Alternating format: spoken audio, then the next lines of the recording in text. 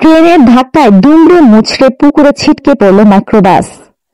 ফরিদপুরে ট্রেনের ধাক্কায় মাইক্রোবাস খাদে পড়েছে। এতে অন্তত 5 জন নিহত হয়েছেন। 3 জন ঘটনাস্থলে ও বাকি 2 জন ফরিদপুর মেডিকেল কলেজ হাসপাতালে নেওয়া হলে তাদের মৃত ঘোষণা করা হয়। মঙ্গলবার 7 জানুয়ারি বেলা 12:30টার দিকে সদর উপজেলার রেলদা ইউনিয়নে কাঁচপুরা রেল ক্রস এলাকায় এই দুর্ঘটনা ঘটে।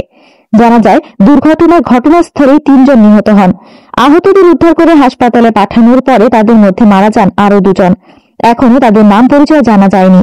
নিহতদের মধ্যে 3 জন নারী ও 2 জন পুরুষ। সরেজমিনে গিয়ে দেখা যায়, রেল গেটটিতে কোনো রেল ক্রসিং বার এবং গেটম্যান নেই। স্থানীয়দের অভিযোগ, রেল ক্রসিং না থাকায় প্রায়ই ঘটছে দুর্ঘটনা।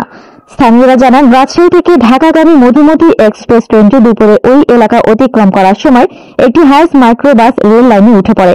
এই সময় মধুমতি এক্সপ্রেসের সঙ্গে মাইক্রোবাসটির সংঘর্ষ হয়। ট্রেনটির ধাক্কায় মাইক্রোবাসটি দুমড়ে মুচড়ে বেশ কিছু দূর গিয়ে রেল লাইনের পাশের পুকুরে পড়ে যায়। ফরিদপুর ফায়ার সার্ভিসের স্টেশন কর্মকর্তা নজরুল ইসলাম বলেন, ঘটনাস্থল থেকে 3 জনের মৃত্যু হয়েছে। অন্য 2 জনকে হাসপাতালে নেওয়ার পর তারা মারা গেছেন বলে জানতে পেরেছি। এ বিষয়ে ফরিদপুরের জেলা প্রশাসক মোহাম্মদ কামরুল হাসান মোল্লা বলেন, জেলা সদরের রেলদা ইউনিয়নের কাফুরা রেলগেটে এই দুর্ঘটনা ঘটে। এখনো পর্যন্ত নিহত এবং আহতদের পরিচয় জানা সম্ভব হয়নি। গুরুতর অবস্থায় কয়েকজনকে ফরিদপুর মেডিকেল কলেজ হাসপাতালে নেওয়া হয়েছে।